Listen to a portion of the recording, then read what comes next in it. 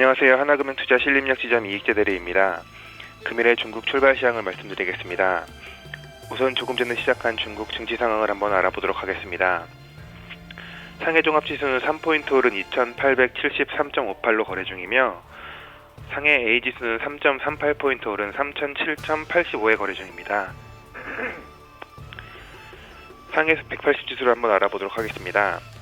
상해 180지수는 2.35% 내린 35포인트 내린 6738로 거래 중이며 상해 380지수는 34.30포인트 오른 4970포인트로 거래 중입니다. 그럼 홍콩 증권시장을 살펴보도록 하겠습니다. 홍콩 종합지수는 296포인트 오른 2554로 거래 중이며 홍콩 H지수는 175포인트 오른 8746으로 거래 중입니다. 전일 중국 증시는 양해가 폐막한 가운데 강보합세로 마감해 나흘째 상승 흐름을 이어갔습니다. 상하이 종합지수는 6.06포인트 오른 2870.43의 장을 마쳤습니다. 양해가 막을 내린 가운데 리커창 총리의 기자회견에 투자자들의 이목이 쏠린 모습이었습니다. 리커창 총리는 중국은 아직까지 강력한 부양 정책을 사용한 적이 없다고 발언하였습니다. 전일 리커창 총리는 양해를 마무리하는 기자회견에서 중국은 강력한 부양 정책을 추진한 적이 없다며 지난해 중국이 시행한 금리 인하, 지급 준비율 인하 등의 조치는 원화 정책이 아니라고 강조하였습니다. 리 총리는 중국 경제가 합리적인 구간을 벗어난다면 거시적인 수단을 동원해 경제를 안정화시킬 것이라고 말하며 투자자의 심리를 안정시켰습니다. 또한 현재 중국 금융기구의 고정이하 여신 비율이 올라간 것과 관련해서도 중국은 위험을 방어할 능력이 있다고 설명하며 경제에 대한 자신감을 내비쳤습니다. 또한 중국과 홍콩 당국은 성강통을 개통하기 위해 협력하고 있다며 올해 내 시행을 위해 노력하겠다고 말하는 등 증시에 긍정적인 발언을 쏟아냈습니다. 양해가 끝났음에도 불구하고 시장에서는 밤사이 있을 FOMC에 대한 경계감으로 관망하는 모습이 보인 것으로 보고 있습니다.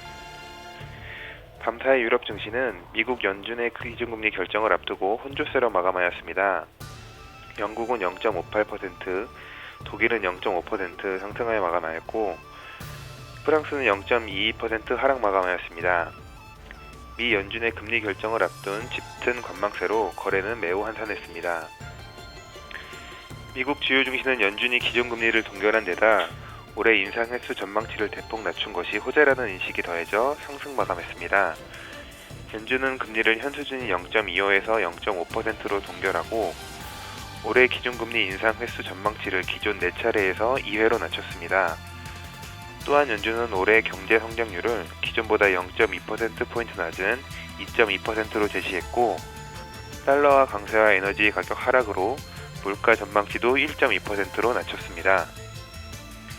위와 같은 연준의 비둘기파 성명 및 산유국의 산유량 동결 논의 소식 등으로 국제유가 또한 급등하며 지수 흐름에 긍정적인 영향을 미쳤습니다. 전일 중국은 양해 폐막이 있었습니다. 14일간의 양해 일정에 대단원의 막을 내렸는데 이번 회의에는 2,900여 명의 전국 인민 대표가 모여 정부 공작 보고와 각종 현안에 대한 열띤 토론을 진행하였습니다.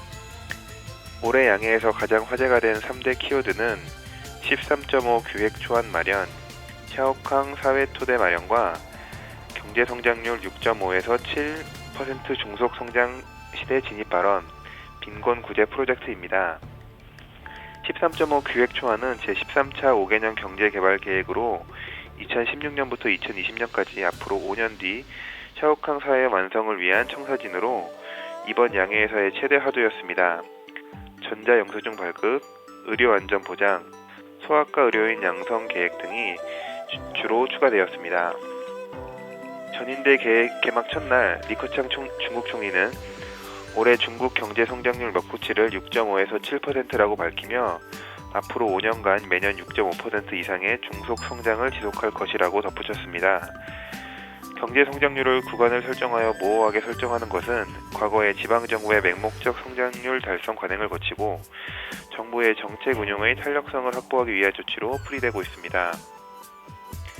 마지막으로 빈곤 구제 프로젝트는 현재 7천여만 명에 이르는 것으로 추산되는 극빈층을 구제하여 올해 1,000만 명 이상의 농촌 빈민 인구를 구제할 계획을 세웠습니다. 절대 빈곤층 가운데 절반이 가까운 3천만 명이 중병 환자라는 점을 고려한 의료 지원, 농촌 소외 지역의 근본적 빈곤 해결을 위한 교육 지원, 도농 간의 격차 해소를 하기 위해 농촌 지역 인터넷 보급 촉진 등이 거론되었습니다. 이상으로 중국 출발 시행이었습니다. 감사합니다.